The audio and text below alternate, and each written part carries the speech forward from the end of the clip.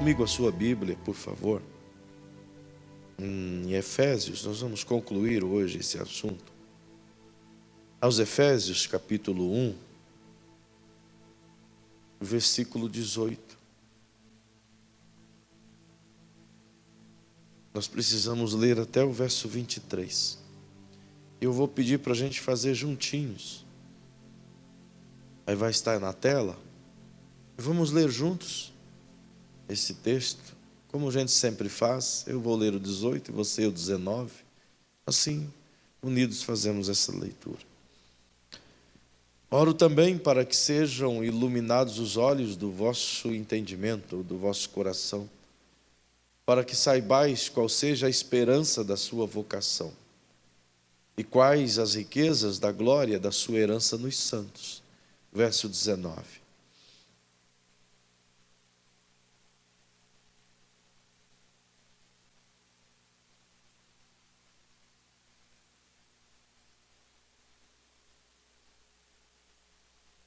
Que operou em Cristo, ressuscitando-o dentre os mortos e fazendo-o sentar-se à sua direita nos céus. 21, por favor.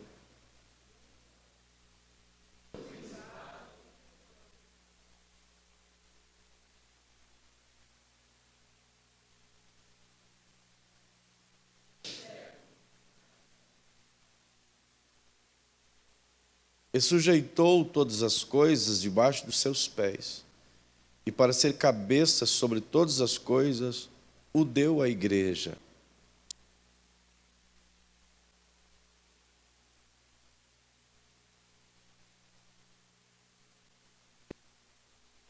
Aleluia. Mais uma vez, se você puder inclinar sua cabecinha. Paizinho majestoso, teu nome sempre é glorificado no meio daqueles que te amam. E tenho agora essa oportunidade, Senhor, mediante o texto que está diante de nós, de aprender com a igreja e poder, aos pés do seu Espírito, desfrutar daquilo que tens a nos ensinar.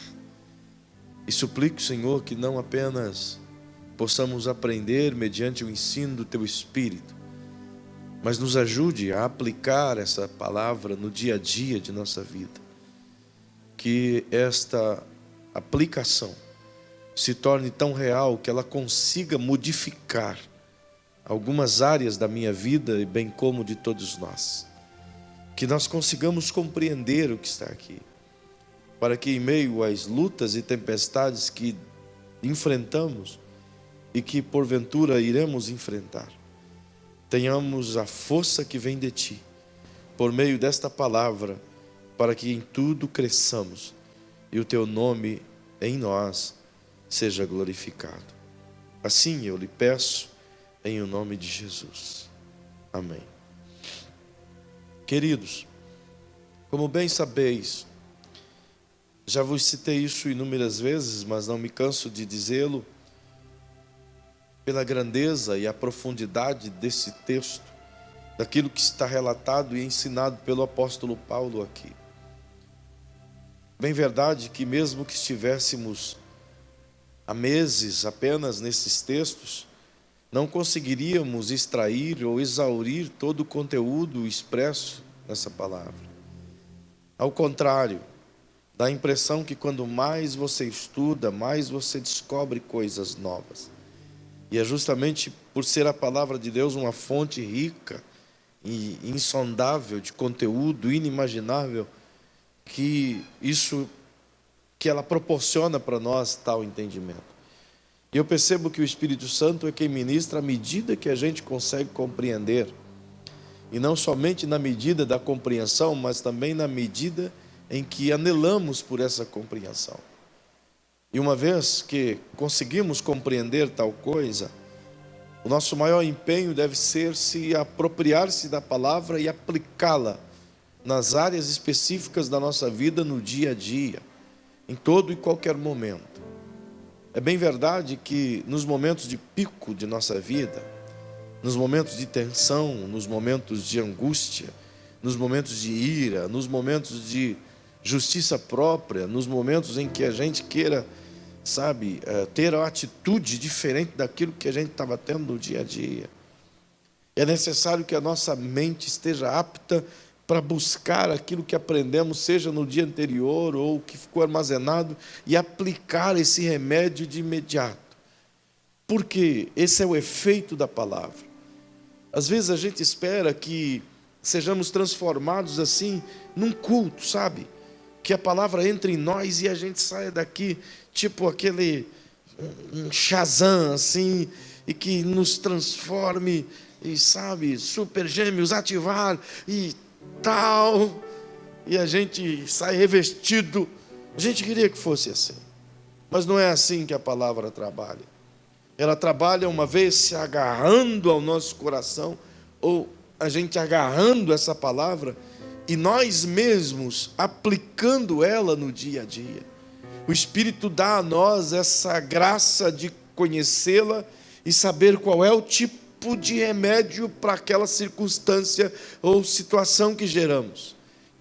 Portanto, é a ação dele em nos dar essa bula, e cabe a nós tomarmos o remédio. É bem verdade que quando vamos a um médico, ou a um doutor, ou um psicólogo, psiquiatra, seja lá qual for o profissional da área de saúde, e ele nos dá lá a receita ou o remédio que devemos tomar para sarar aquilo tudo, já sabemos o que estamos tendo. Mas se pegarmos aquela bula e colocarmos na estante e deixar ela ali bonitinho para provar que fomos ao médico e que ele nos deu de fato e verdade uma receita, nada vai mudar na nossa vida, porque a receita por si só não pode produzir o efeito da cura. A receita é apenas o apontamento daquilo que deve ser aplicado. E é exatamente isso que o Espírito Santo faz com a sua palavra. Quando a gente captura ela e guarda no coração, quando o diagnóstico é feito pela nossa alma de alguma coisa, o Espírito Santo entra em ação e mostra-nos a palavra uma vez guardada lá dentro e diz: aplica esse remédio, aplica essa injeção, aplica essa cura, aplica essa situação aí. É disso que Jesus falava quando ensinou as pessoas dizendo: não andeis ansiosos com as coisas da vida. Ele estava dizendo: quando as preocupações baterem no teu coração e você se angustiar pelo dia de amanhã, ei, pega a palavra que eu acabei de ensinar e aplica ela no seu entendimento, como quem diz: não sabeis vós que sois mais importante do que os pássaros que voam, do que os lírios do campo? É essa aplicação. Quando a tribulação tiver na alma e o teu espírito estiver conturbado, de repente o Espírito Santo faz nos lembrar da palavra meditada, por exemplo, no Salmo 23, que afirma Davi: o Senhor é o meu pastor e nada me faltará. Então o Espírito Santo pega esse versículo que já está aqui dentro da minha alma e diz: está vendo? Pega esse comprimido e toma ele, aplica ele na tua mente, e quando você aplica, você começa a olhar para Deus como seu fiel e sumo pastor, e entender que se ele é seu pastor, ele nada vai deixar faltar, mesmo que as coisas digam ao contrário, ele continua sendo fiel. E é isso que o Espírito Santo ensina, como quem diz: aplica essa palavra. E Paulo nos conduz a esse entendimento de uma maneira tão sábia, tão maravilhosa, nos levando a compreender o que significa a esperança da nossa vocação, do que nada mais é do que o gerar de uma confiança plena no Senhor, sabendo em quem a gente deposita a nossa fé e a nossa confiança. A esperança está pautada exatamente sobre quem é o Senhor, sobre o caráter do divino, sobre a imutabilidade dele, sobre a grandeza dele. Nele não há nem mudança, nem sombra de variação. Ele permanece inalterável e perfeito em todo tempo. Assim como Paulo afirma, podemos esperar nele, porque a esperança nele não sofre corrosão e nem decepção. Perceba que não somente isso, mas ele nos leva a perceber que fomos nos tornamos aptos mediante uma vida pecaminosa e mediante a graça de Jesus nos capacitou para recebermos a salvação que provém do meio dele. Como o apóstolo Paulo citou isso, é um dom de Deus, não vem de nós, não é nada pelo nosso merecimento e nem pela nossa capacidade de obter. Foi o próprio Senhor que nos tornou apto para sermos salvos e sermos lavados no sangue do Cordeiro. Perceba que após esse entendimento de esperança, nos leva Paulo a compreender a vocação da qual fomos assim destinados a ter. Como fomos vocacionados pelo Senhor a receber e a compartilhar, a sermos como que comportores do Evangelho da graça, desse Evangelho que nos transforma por dentro e nos propõe transformar as pessoas da mesma sorte. Como quem sendo recebedores desse Evangelho, vos disse que ele precisa ter evidência prática dentro da nossa vida de uma mudança radical, aonde o nosso arrasto seja o testemunho mais importante daquilo que a gente vai pregar, sendo que o que as pessoas veem em nós deve ser o testemunho mais vivificante daquilo que vai sair pelos nossos lábios. É, portanto, essa palavra vocação colocada como a oportunidade que cada ser humano tem de receber e de compartilhar, de ser o comportor dessa bênção maravilhosa e de igual maneira transferir a todas as pessoas que estiverem próximos a nós. Assim seja, o apóstolo Paulo nos leva a essa consciência plena de que tipo de cristão nós somos e como devemos nos comportar. Logo, ele diz que essa é a primeira coisa que ele gostaria que os crentes, de modo geral, pudessem receber do Senhor. Essa compreensão e saber responder à esperança da nossa vocação. Mas da mesma linha, ele nos conduz a uma segunda coisa importante, do que ele disse que orava para que as pessoas também soubessem, do que era. Ele deixa no mesmo versículo as riquezas da glória da sua herança nos santos. É uma palavra, é uma frase cheia de coisas.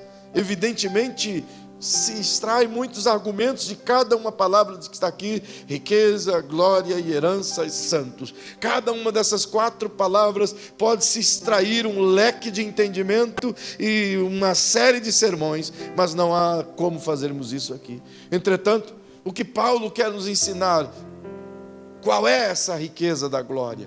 O que a gente tem que entender aqui? E o que ele quer que a gente compreenda aqui? Bem, eu preciso de maneira imediata tentar te levar a compreender de que riqueza Paulo está falando. E ele quer que a gente compreenda essa riqueza de uma maneira muito, muito importante. Pensa comigo, por favor, na mesma carta do apóstolo Paulo, aqui no livro de Efésios, no capítulo 3, aí com a sua Bíblia na mão, perceba o que ele fala. No versículo 8, por bondade. Capítulo 3, o verso 8, ele diz: a mim, o menor de todos os santos, me foi dada a graça de anunciar entre os gentios, por meio do Evangelho, as riquezas insondáveis de Cristo, e demonstrar a todos qual seja a dispensação do mistério, que desde os séculos esteve oculto em Deus, que a tudo criou. E foi assim para que agora, pela igreja, a multiforme sabedoria de Deus seja conhecida dos principados e potestades nas regiões celestiais. Vem comigo e vamos tentar entender o que o apóstolo Paulo quer nos ensinar acerca disso. Olha o que ele escreve aos Colossenses, por bondade. Aos Colossenses, no capítulo 1, versículo 26 e 27. Ele estava falando de que ele recebeu o privilégio, assim como nós, igreja, de sermos comportores desse evangelho da graça. Esse evangelho que anuncia as riquezas insondáveis de Cristo. E perceba que aqui no capítulo 1 de Colossenses, o versículo 26 e 27, ele diz assim: o mistério que esteve oculto durante séculos e gerações e que agora foi manifesto aos santos. Uau, o que ele quer dizer com isso? Bem, ele responde: a eles Deus quis fazer conhecer quais são as riquezas da glória deste mistério entre os gentios. E o que é, apóstolo Paulo?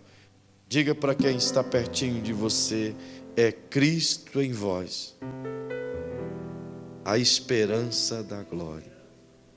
Uau! O que Paulo quer que a gente compreenda, e por isso que ele ora, e tenhamos um entendimento pleno do que significa essa riqueza da glória da sua herança nos santos. Em primeiro momento é exatamente a compreensão de qual riqueza ele fala. E essa riqueza da glória é por ele mesmo respondida como que a vivência de Jesus dentro de nós. É preciso parar um pouco aqui, até porque na sequência ele fala a riqueza da glória da sua herança nos santos. Perceba que a palavra herança denota exatamente aquilo que a gente espera, como que algo que Deus vai dar, ou deu, ou entregou, como algo que vem dele, como se fôssemos filhos merecedores. E é justamente isso que significa essa palavra, porque fala do seu reino. É exatamente nesse contexto que o apóstolo Paulo se aplica. Se não percebam, vem comigo por favor, olha o que Lucas escreve lá no capítulo 12, o versículo 32. Você vai ver, e risca aí na sua Bíblia, diz Jesus: não temas, ó pequeno rebanho, pois foi do agrado do Pai lhes dar o reino. Nessa versão diz: não temas, ó pequeno rebanho, porque o vosso Pai agradou dar-vos o reino. Perceba que ele está falando do que Jesus disse que é o reino que receberíamos como herança. E é justamente do reino que Paulo está falando aqui agora. Não de um reino apenas dominante, de um reino poderoso que será estabelecido no milênio, mas do poder que o reino possui em nós de vivê-lo e extrair toda a riqueza de sua glória aqui, nesse tempo presente, muito antes de sermos arrebatados. Perceba que é necessário compreender isso, a começar pela riqueza da glória. E que riqueza é essa? Cristo em vós. Se a gente compreendesse o que significa Cristo em vós, nós iríamos compreender, em primeiro momento, por exemplo, uma série de pontos, e o primeiro ponto seria: se Cristo está em nós, Ele governa a nossa vida? É uma pergunta. Se Cristo está em nós, Ele governa as nossas ações? Se Cristo está em nós, Ele governa nossos pensamentos? Se Cristo está em nós, Ele governa as palavras que saem de nosso coração? Se Cristo está em nós, Ele governa as nossas ideias?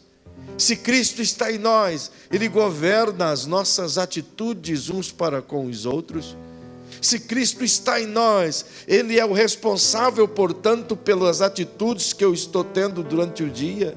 Se eu afirmo que Cristo está em mim e governa tudo isso que eu acabei de citar, logo, portanto, Ele é responsável pela resposta de desagravo que eu dei a quem me ofendeu. Se Cristo está em mim e eu digo Ele governa a minha vida, logo Ele é responsável pelo perdão não liberado que armazenei na minha alma. Se Cristo está em mim e governa toda a minha vida, logo Ele é responsável por aquela conta que eu fiz, comprei e não paguei. Se Cristo está em mim e governa toda a minha vida, logo Ele é responsável pelas coisas ruins que pensei a respeito do irmão. Logo, se Cristo está em mim e governa a minha alma, Ele é responsável, portanto, pelos pecados que cometi, cobiçando alguém ou promovendo coisas ruins a alguém. Então entra dentro de mim uma grande interrogação: Cristo realmente está governando em mim? Realmente eu permiti que Ele tivesse acesso a todos os cômodos, a todas as mobílias e a todas as gavetas secretas do meu ambiente do coração? Será que eu tenho pedido a Ele: Senhor, governe de fato e verdade meus pensamentos e aquilo que eu vou pensar amanhã? se Cristo está em mim, eu preciso de fato e verdade compreender que não pode ser apenas uma citação religiosa, mas tem que ser uma prática desde o amanhecer até o momento em que eu me deitar. Era isso que o apóstolo Paulo queria dizer quando afirmou aos coríntios dizendo: eu já não vivo mais, mas agora o Cristo vive em mim. Justamente porque ele conseguiu chegar no ápice da vida em que todas as suas ações estavam sujeitas ao domínio e o governo de Jesus. E quem é que pode estabelecer essa ponte dentro de nós? Como que o Cristo pode estar em nós? Como ele pode se assentar no trono do meu coração? Seria o segundo ponto.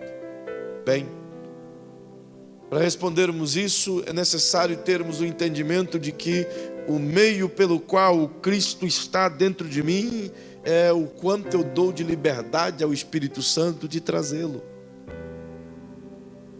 Porque sem essa atividade do Espírito Santo em minha vida, impossível é que Jesus reine aqui dentro. Pois afinal de contas, Jesus disse aos discípulos: eu vou ao Pai, e quando eu for, rogarei ao Pai, e Ele vos enviará o Consolador, para que estejam com vocês em todo o tempo. O Consolador, a saber, o Espírito Santo, é que ministra essa presença gloriosa de Jesus em nossa vida, e que de igual modo ministra essa presença gloriosa nos lugares baixos do meu comportamento.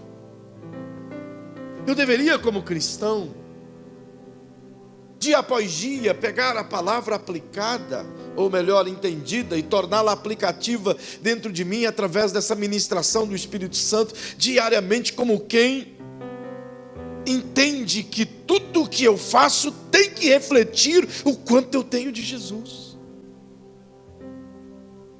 Tem que determinar o quanto eu convivo com Ele. Ou seja, o Cristo precisa ser visto em mim antes de eu falar dele. Esse é o verdadeiro poder do Espírito, a palavra vivida.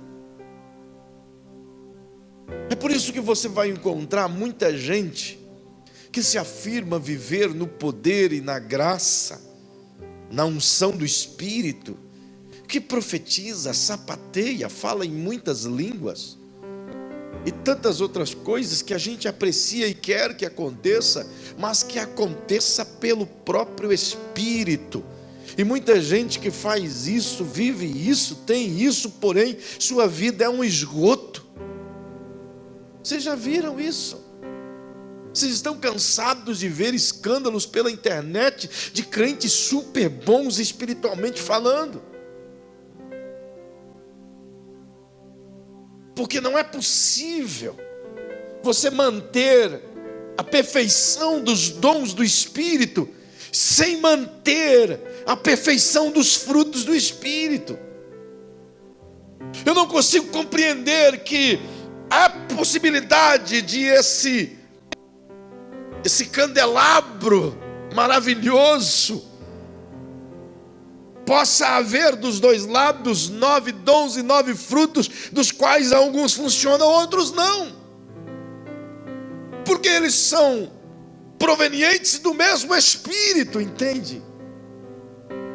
Então o mesmo Espírito não pode produzir poder de um lado e lixo do outro. Muitos até fluem nisso, mas a sua durabilidade é tão curta, tão pequena, porque a unção ela vai se encolhendo, o espírito vai sendo entristecido e ele se retrai. Não fosse assim, não tínhamos a necessidade de conservar-se a presença do Espírito em nós, não tínhamos a necessidade de nos separar do pecado, não tínhamos a necessidade de ouvir os conselhos bíblicos: santificai-vos, apartai-vos do que é mundano, sai de perto daquilo que é carnal, maligno. Não teria a necessidade de Pedro dizer: sede santo, porque o vosso Deus é santo. Não tinha necessidade de João dizer: vós deve ser santos tanto quanto é santo o Senhor do qual você serve. Entende? Ele está dizendo que é preciso compreender que o Cristo em nós não é só uma fala, irmão. Não é só um versículo bonito para cantar uma canção.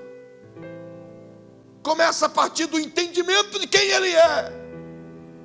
E quem dera eu consiga chegar aqui no terceiro ponto, que é a compreensão do poder que Deus tem, a grandeza desse poder do qual manifestou em Cristo. Eu queria te mostrar o que Ele fez com o Cristo.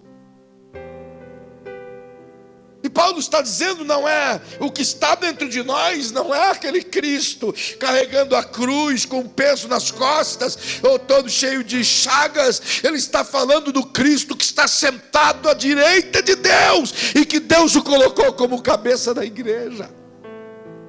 Ele está falando deste. Ele está dizendo: o que tem que estar no controle, o que está dentro de nós, a esperança da glória, é o Cristo ressuscitado que governa o universo, gente. Agora imagina, se Ele é capaz de governar o universo, não seria capaz de governar esse coração?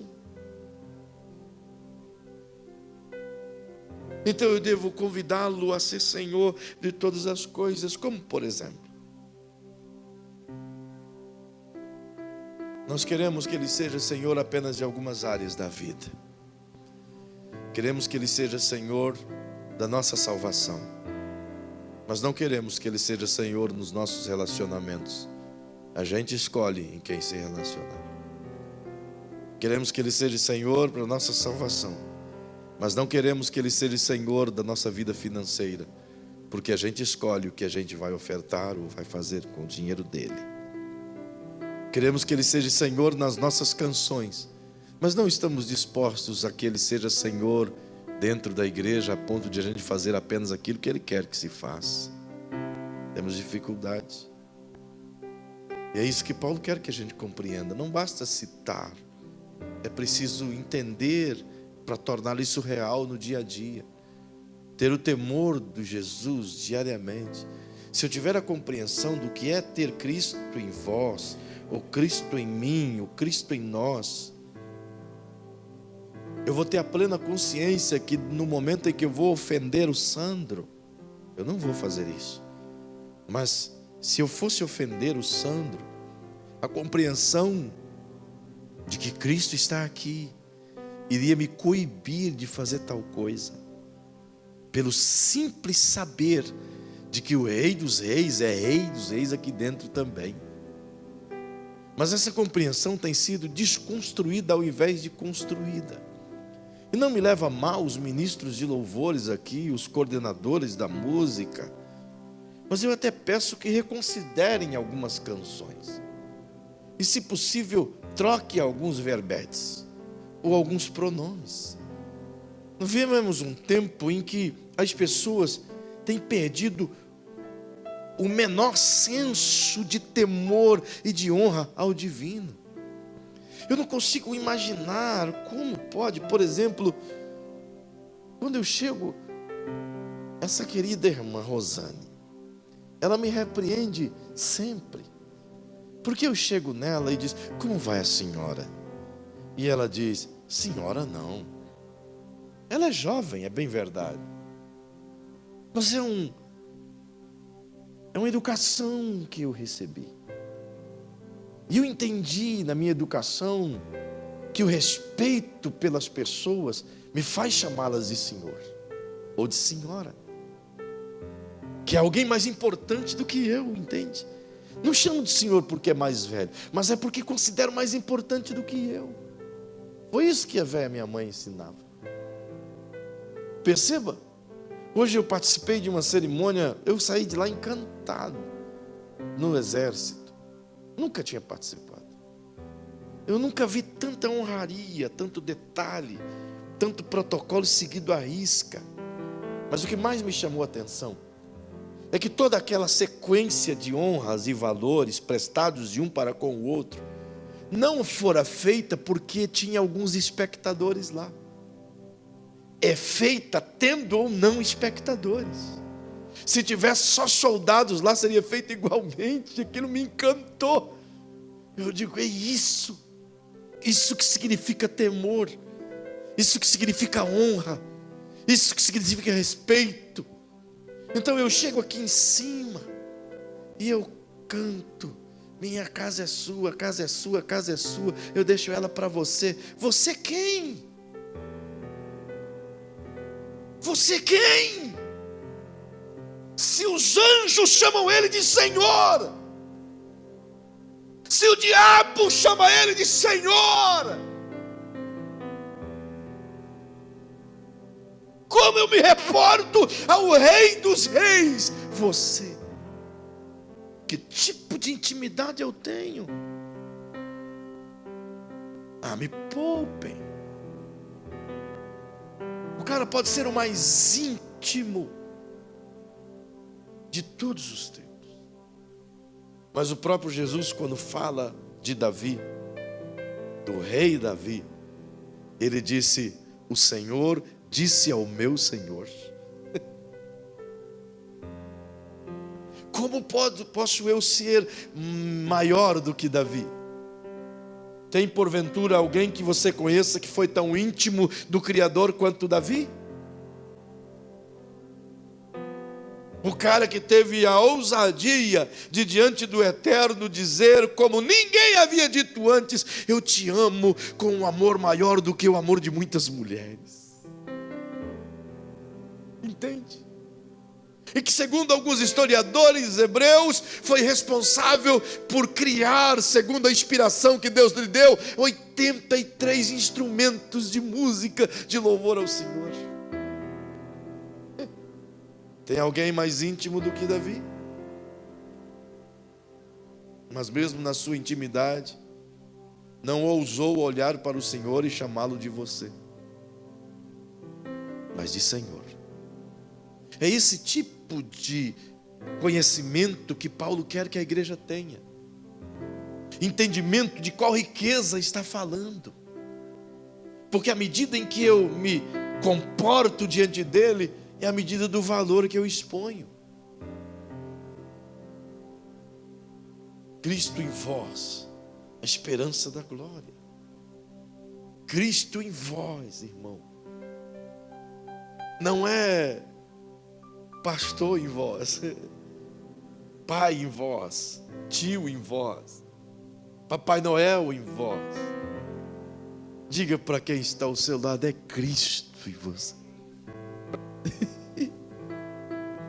Paulo está dizendo que essa é a maior riqueza da glória, que estava oculta pelos séculos e pelas gerações. Ninguém sabia, mas aprove Deus revelar essa riqueza à sua igreja. Meu Deus, irmão. É isso que os heróis da fé, diz o autor, viram as promessas de longe e acenaram para elas, mas não as alcançaram. E agora vem Deus e diz: eu vou revelar essa riqueza à minha igreja. Ou você não acha que Abraão desejava ter Cristo dentro dele? O próprio Jesus, quando falava de Abraão, disse: Abraão viu o meu dia e se alegrou. Ele esperava ter Cristo nele. Já pensou que privilégio, queridos? Davi, com todas as canções, 73 salmos, toda aquela glória toda que teve, em tudo, ele não teve Cristo nele. Isaías viu a glória de Deus, esteve na sala do trono, mas ele não teve o Cristo nele. Moisés viu Deus face a face e não morreu, mas ele não teve o Cristo nele. Mas a voz Obrigado, Senhor. É dado o privilégio de ter Cristo dentro de você. Isso precisa ser levado em consideração. Eu preciso andar pelas ruas dizendo: Cristo está em mim. Eu preciso estar na fila do banco 45 minutos já e a mente quase estressando, e eu dizendo: Cristo está aqui dentro de mim. Eu preciso dar 10 voltas no quarteirão tentando encontrar o estacionamento, e quando a cabeça começa a ficar vermelha a ponto de ferver, eu preciso dizer: o Cristo está aqui dentro de mim. Então a natureza de Jesus passa a dominar a minha natureza. Então a natureza amável de Jesus passa a assumir o controle da minha natureza humana, falível e pecadora.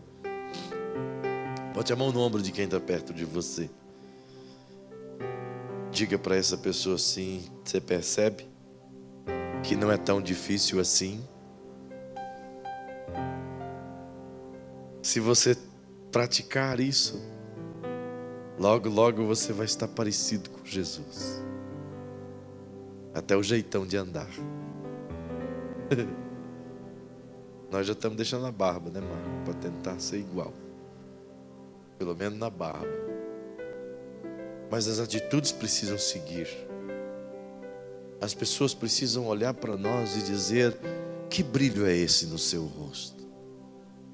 Quando você estiver fazendo sobrancelhas lá no Rio, e as pessoas, sem querer abrir o olho, mas abrindo levemente, ela tem que perguntar: pare um pouquinho, que brilho é esse que está nos seus olhos? Aí você vai dizer: Cristo em mim, é a esperança da glória. Quando você estiver lá fazendo unha, não sei se faz ainda, sabe? Aí as pessoas olharem para ti e dizer: acendeu uma luz? Não, Cristo em mim, a esperança da glória. Entende isso? A gente precisa chegar nesse nível. Nós temos que chegar nesse nível, gente. Senão a nossa vida não vale a pena aqui. Não vale.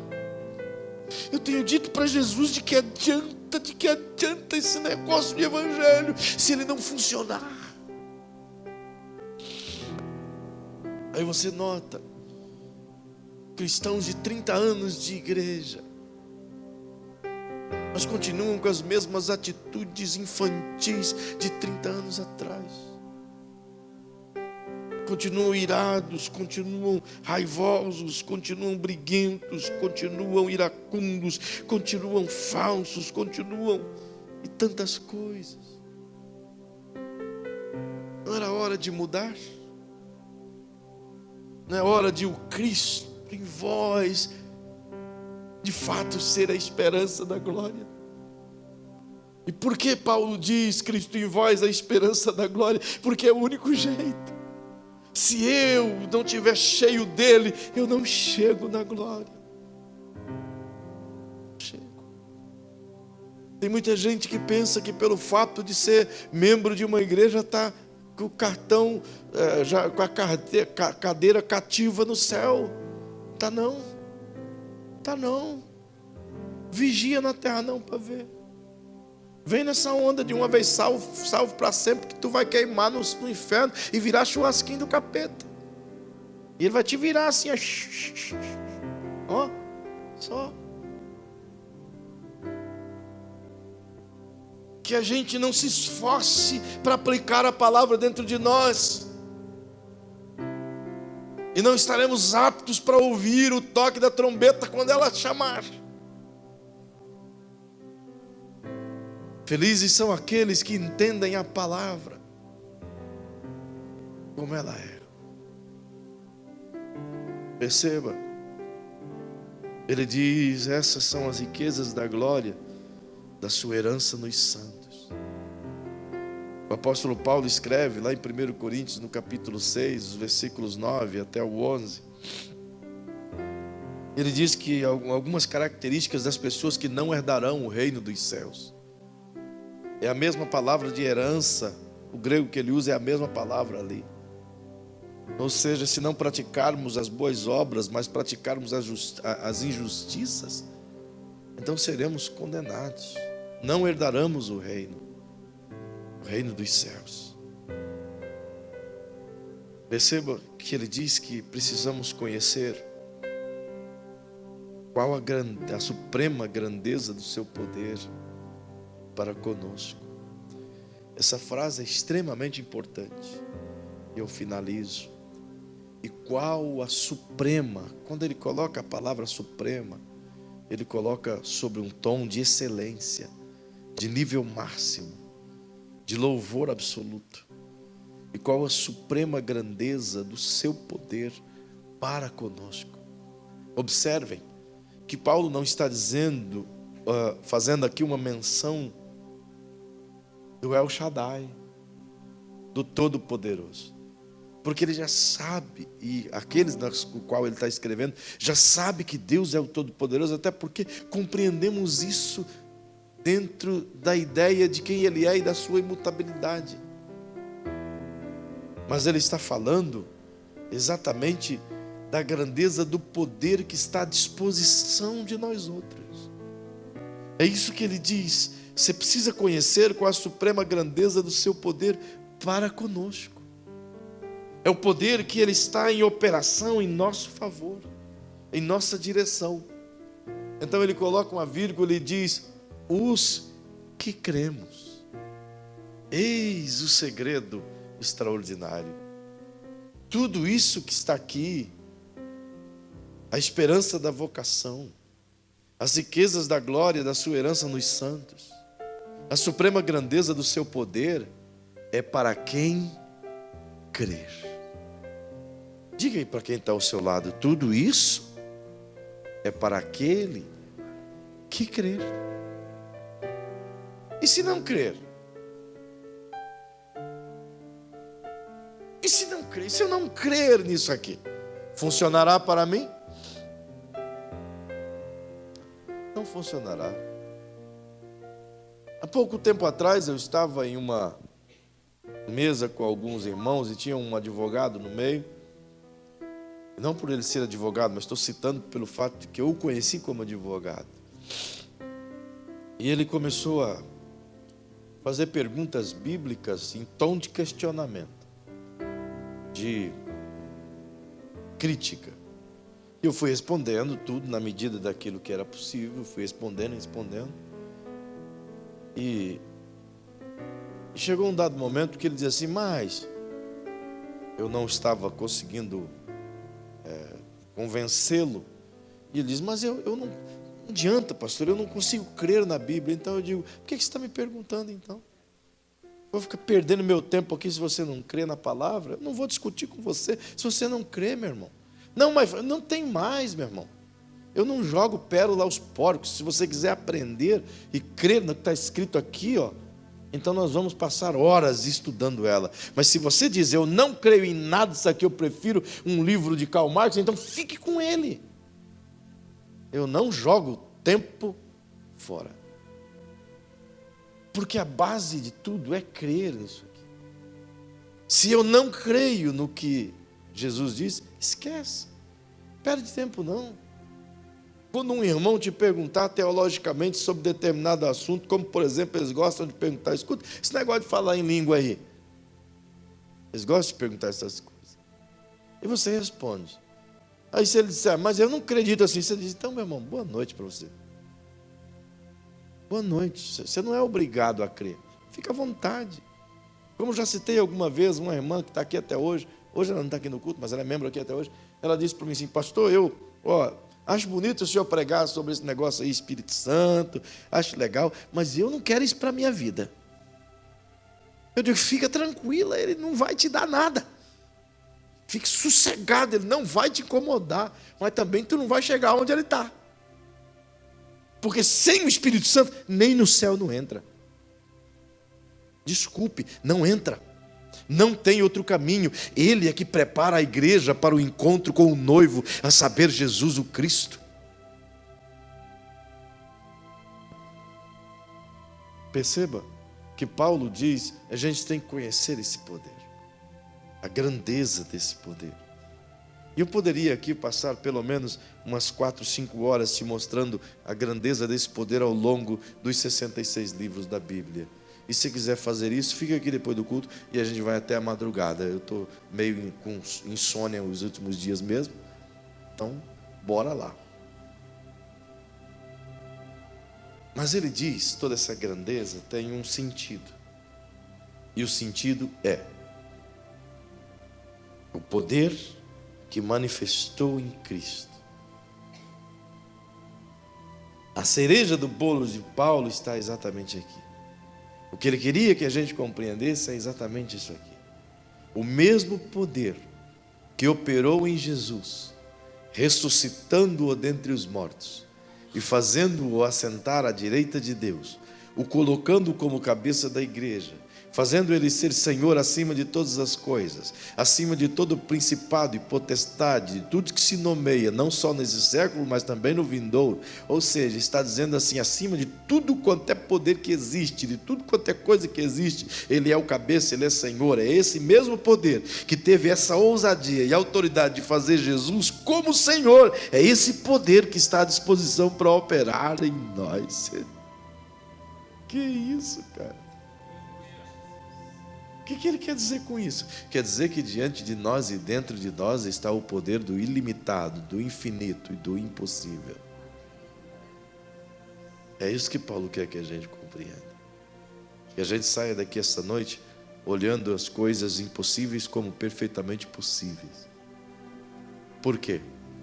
Era possível Jesus ressuscitar ao terceiro dia, humanamente dizendo? Com um desfibrilador era possível trazê-lo de volta? Com um balão de oxigênio era possível trazê-lo de volta? Dentro do nosso contexto de vida, impossível. Mas o mesmo poder do que Paulo está dizendo foi lá. Manteve o corpo de Jesus intacto. Perceba, 3 dias o corpo do ser humano está inchado e ele começa a rachar. E o líquido começa a sair pelas rachaduras. 3 dias. Os vermes já estão comendo por dentro. 3 dias. Do 4º dia em diante, as fissuras são abertas e a água vaza. E o corpo tende a murchar. E quando ele murcha, então explode o ventre e todos aqueles bigatinhos saem do 5º e 6º dia em diante. 3º dia, portanto, Jesus tinha que estar, no mínimo, bem gordão, inchadão. A mãozinha dele devia estar um pão. Mas ao 3º dia, o corpinho de Jesus estava perfeito. Não teve alteração. Ele se levantou intacto, perfeito. Agora põe a mão de novo no ombrinho de quem está pertinho de você, já para ficando em pé. E diga para essa pessoa, é aquele mesmo poder, aquele mesmo poder, aquele mesmo poder está agora operando na sua vida. Eu vou continuar outro dia, fica em pé. Uau! Senhor, é o mesmo poder? É. Ok. Se é o mesmo poder, Senhor, o que pode ser feito com esse poder então? O que o Senhor pode atuar na minha vida? Bem, é o mesmo poder criador, é o mesmo poder sustentador, é o mesmo poder provedor, é o mesmo poder transformador, é o mesmo poder ressuscitador, é o mesmo poder abençoador, é o mesmo poder curador, é o mesmo poder transformador, é o mesmo poder que faz, é o mesmo poder que tem condições de levantar o caído, é o mesmo poder que tem condições de mudar a sua situação da água para o vinho, é o mesmo poder que tem condições de prover o impossível na sua vida num piscar de olhos, é o mesmo poder que tem condições de abrir uma porta de emprego desesperadora imediatamente, é o mesmo poder que tem condições de fazer o seu filho, a sua filha voltar atrás, é o mesmo poder que tem condições de reverter um número de um processo, é o mesmo poder que tem condições de alterar o quadro de clínico de um médico, é o mesmo poder capaz de rejuvenescer as células mortas, é o mesmo poder capaz de trazer à vida aquilo que já foi um dia vivo, é o mesmo poder que estava em Jesus operando nele, é o mesmo poder que está aqui agora operando em nós, à disposição de todo aquele que crê, que nele espera, que nele quer. É o mesmo poder, a gente tem que entender isso e chamar esse poder para nós. Ele quer operar em nós. É esse poder que nos capacita a viver em todos os níveis e em todas as circunstâncias. Mas isso já seria uma outra mensagem. Então, eu quero orar com vocês esta noite. Eu quero orar sobre esse prisma, sobre esse poder maravilhoso do Senhor, do qual operou em Jesus e que precisa operar em nós, e que nós devemos deixá-lo manifestar-se em nós, no seu poder de graça, no seu poder de cura.